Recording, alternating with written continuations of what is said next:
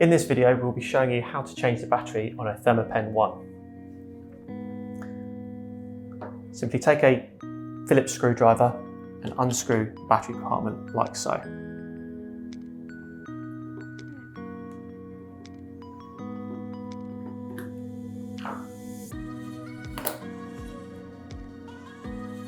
Remove the existing battery. Take a new battery, making note of the battery orientation within the battery compartment. Insert like so. Reattach the battery cover and tighten.